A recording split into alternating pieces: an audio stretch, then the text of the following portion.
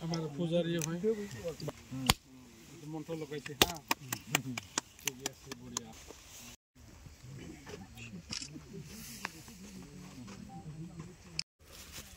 यार इतनी बंदा फिर मुझे बाइक में जाइए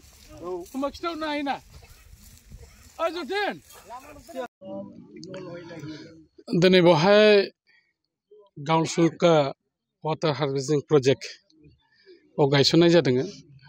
आरो बे जाहैबाय RIDF नि आरो बेखौ आसामनि मानगोनां केबिनेट मिनिस्टार UG ब्रह्म बिथाङा बे खामानिखौ हरदों आरो जों मिन्थिगौ जे बे प्रजेक्टआ बाव जाफुङामोनब्ला एबा दिनै सेंसन जायामोनब्ला बोसोरै बोसोर बेवहाय मालागुरि पानुवारिजों लोगोसे गोबां बे हाब्रुबिलसिम बे थाङो बिनिफ्राय दैया माने गोबां मोनसे एरिया कभार खालायो दा रायजो राजाफ्रा बे बान्दो बायबाय थानायनि थाखाय बिथांमोना जोबोर खस्थ' मोनदोंमोन नांगौ समाव नांगौ रोखोमनि बहाय माइ आबादजों लोगोसे गुबुन गुबुन आबादखौ दिखांनो हायाखै जादोंमोन दा दिनै बे प्रजेक्टआ फैनाय लोगो लोगो जों मिजिं थिदों खामानियाबो अलरेडि स्टार्ट जासिगोन आरो बेखौ दैज्लांनि सिगांनो मावफुंनो थाखाय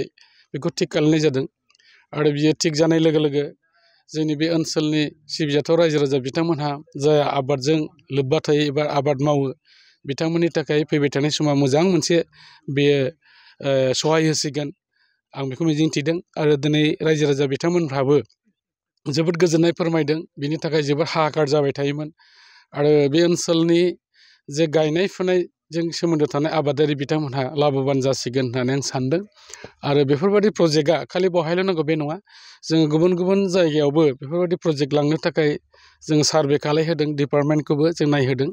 आरो बिथांमोनाबो जोबोद गोसो गुदुङै जोंनि ओनसोलाव थानाय जेराव जेरैबायदि दै जगायनायनि राहा लामा खालायनांगौ बेखौ खालायनो थाखाय बिथांमोनाबो निजा बबेया डिपार्टमेन्टआ सार्भे खालायगासिनो दङ दा जेरैनि गासै जे हाबाफारि बेयो बेखौनो लानानै जों बाव जुथुमनाय जादों आरो रायजोफोरनि जों मोजां मोनसे फिडबेक मोननो हादों फैबाय थानाय समाव जोंनि ओनसोला जौगाखांनायनि मोनसे राहा लामाखौ आरोबाव मोननो हाबावबाय आच्चा दिनै नोंथांमोना दिनै बे प्रजेक्टखौ मोनफुंबाय मा सरकारसिम मा खावलायहरगोन मा बुंगोन आङो गोजोननाय खावलायगोन थारमाने जोंनि बे प्रजेक्टआ जुदि जाफुंसारोब्ला जोंनि बे ओनसोलनि रायजो राजाफ्रा माने एसे सिन्था गैयाबालानो खस्थ' गैयाबालानो गायै फुयै मोनजागोन आं बेखौ आसा खालामदों आरोखि बे सिगां प्रजेक्ट जाफुंनाय समाव माबायदि हालोदाव दंमोन जोङो बिराद खस्थ'यै आं दहायनो एसे बुंदों दा जिनिसा जों दैज्लाङाव जुदि बायोब्ला बान्दोफ्रा बायोब्ला जों दैज्लांबाबो जोङो माने गासिबो मानसिफ्रानो फैनानै रायजो राजा ओंखारनानै बे बान्दोखौ खोनांगौ जायो नङाब्ला गायनो मोनाबा जोंहा जानायनि खुनु माबा थाया दा बे हिसाबै जोङो बिराद खस्थ' खालामो बोसोरे हयथ' बायोबो